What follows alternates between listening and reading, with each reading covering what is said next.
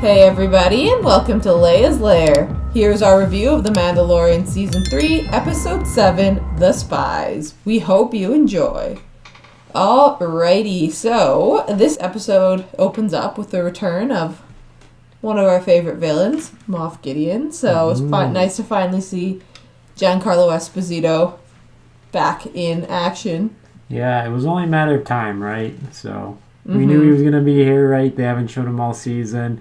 They talk about him, they break him out of prison, and yeah, here he is. And of course, what's he doing? He's always scheming on how to make the Empire stronger and better. And that's exactly what he's doing in this episode, but this time it involves taking out the Mandalorians. And honestly, I feel like he was even talking about replacing Admiral Thrawn. Which was pretty crazy, because we've heard his name dropped a few times. Yeah. We know his role in Rebels, but obviously he's been missing, so... Yeah, so this is another piece that they're going to link with the Ahsoka series, I feel. So it's really great to see him back. It's great that they're making the connection to the Ahsoka series. You know, we're getting a bit of a Star Wars cinematic universe here versus, like, Marvel cinematic universe, where everything is kind of interconnected. So it'll be really cool to see him once he hits the big screen, probably in the Ahsoka series. So, and then of course we skip ahead and we get the reuniting of the Mandalorian. So we have the tribe, and then we have Bo-Katan's group that she just picked up off of. Yeah, we have the Night Owls, Children of the Watch. They're all coming together, and yeah, it's pretty cool. It's that they're all together. You know, they got this big ship, this huge fleet. They think it's like the Empire, and then it's got the Mandalorian logo on it. Yeah, cool. And, you know, they get reunited, right? So all of them are going to work together. They go to well, I guess before they go return to Mandalore, there is a piece that was pretty sweet. The return of another character we've missed so dearly. Maybe with a little bit of an upgrade. IG-11 has now become IG-12, and it's basically this like wearable robot suit for Grogu, which I just love. It's like yes and no, like. I love how then Dylan comes back with it and is just like, bad baby. Right. No squeezy. But, I also like when he's in the suit. He's just like, yes. Yes. Yes. Right. Yeah, this is over and over again. I was like, oh my god. Yeah, or you can only just do yes or no. He steals some food, like... Typical. Yeah, it was a good episode for Grogu, for, you know, the mischief he's getting up to. Totally. But yeah, it's cool. They go back to Mandalore. This is something that we've been waiting for so much. You know, they arrive there, they realize, you know, that there are Mandalorians still there. Yeah. Those guys look like they've been living a hard life. All right. Like, definitely not an easy life living on Mandalore after it's been destroyed, that's for sure. And they're still loyal to Bo-Katan. As soon as she started speaking, they knew it was her. Yeah, so they're like, we knew you'd come back, and it's like, damn, it's been like how long? And they, you know, and they've just been chilling, like waiting for her return. Which is really cool, because then they're talking, we find out exactly how Bo-Katan actually lost the Darksaber by trying to... save the Mandalorians. She willingly gave it up to save the Mandalorians, and surprise, surprise, Moff Gideon betrayed her, like... Yeah, well, yeah, surprise, surprise, for sure. But yeah, and you know, as they're going along, they get attacked by that giant creature. Yeah. And looked like an ankylosaur or something with a big tail. Yeah, and they go in. It's obviously an ambush, right? So they get inside, and they're getting attacked by what seems to be Mandalorians, but isn't. Yeah, you know what I thought the whole time, though? Because you know how they said, like, the Mandalorians, like, freed Moff Gideon? I totally thought it was going to be these Mandalorians, the ones that they, like, found. Yeah. And I was waiting for them to betray Bo-Katan and, like, Din Djarin, like Mando. Yeah. Well, I think I honestly feel like that's what they were doing. They were trying to make you think that. That's why they had them, you know, the injured ones being taken away. Yeah. At the same time, you're like, what's happening? The episode's called The Spies, so you're like, what's going on?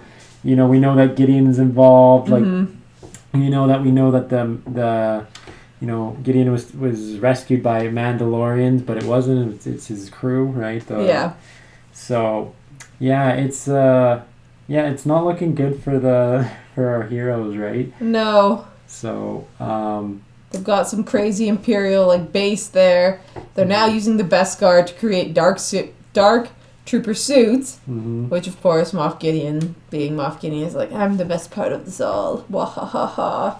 Yeah. And then they essentially separate Din from the rest of the group, kidnap him, and then decide that they were just going to kill the rest. Yeah. But of course Bo-Katan makes use of the Darksaber and they escape. So that's great. Yeah, so I'm wondering what exactly is going to happen with the next bit. But yeah, I actually felt very sad for Paz Vizsla's death. Yeah, with the Praetorian Guards. Yeah, because, he's been in there since the beginning, since season 1. Yeah. And, he hasn't had, a huge part, but he's always been this background character that pops up, as Mando's kind of, he's always, he's just come in and out, and, he's loyal. He's been loyal to the tribe, and, But he's always had beef with him until this season, and then it's just, he goes and takes out. He's a beast. He just takes out all these troopers. Yeah, right? with his big gun. And then of course, he dies from the Praetorian Guards, and that's kind of where it ends, which is sad, right? You know? Especially since he has a kid too. Makes it really sad. But at least we know the Vizsla's still going, right? So that's kind of cool.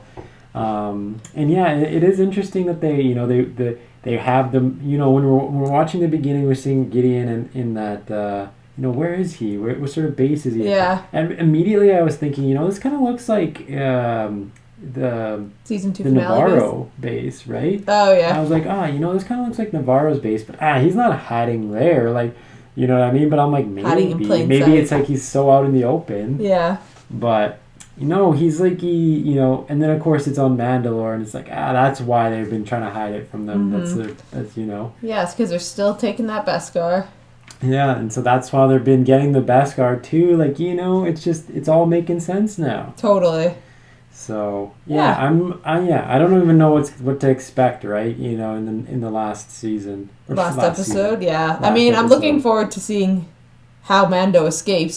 Presuming he does escape and that he's not still a prisoner into the next season, but I would assume that he is going to somehow escape or be rescued.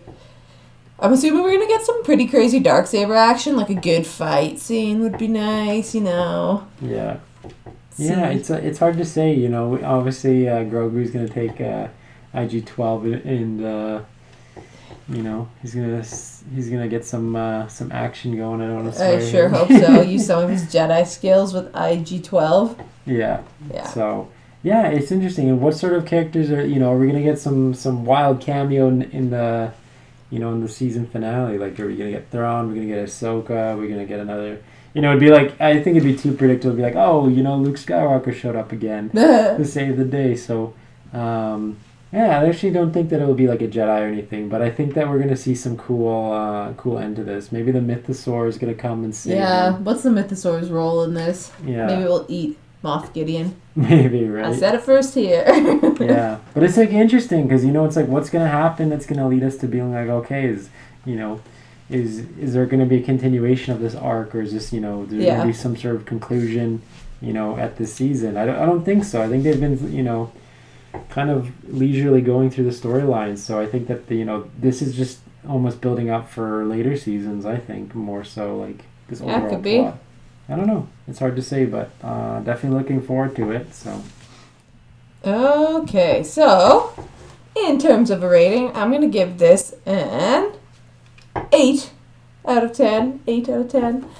I like that the episode was very action-packed. I like that it finally answered some of these lingering questions we've had since, season 1. How did Bo-Katan lose the Darksaber to Moff Gideon? Yeah. It was nice to see Moff Gideon back for sure. And I do think it is setting up the finale nicely. I think it'll be a good finale. So 8 out of 10. Nice. Yeah, I'm going to give this one an 8.5, so 8.5 out of 10. Very action-packed, love that. It was a good storyline, we got a long episode here, which makes for, You know, so I'd say, like, usually it makes for a good episode. It doesn't always, but in this case, I think it did. You know, we got Navarro, we got Mandalore, we got, you know, the return of Gideon, we got IG-12 back. Well, IG-11, IG-12. You know, it was a good episode, right? We got some twists, some plot twists in there. So, yeah, it was just overall a good episode. I enjoyed watching it. So, 8.5 out of 10. Nice. And there you have it. Thanks for watching, everyone. What did you think of this episode of The Mandalorian? Let us know down below in the comments section. And remember to like, share, and subscribe to the channel for more great videos to come. We hope to see you all again in Leia's Lair. You are not a Jedi yet.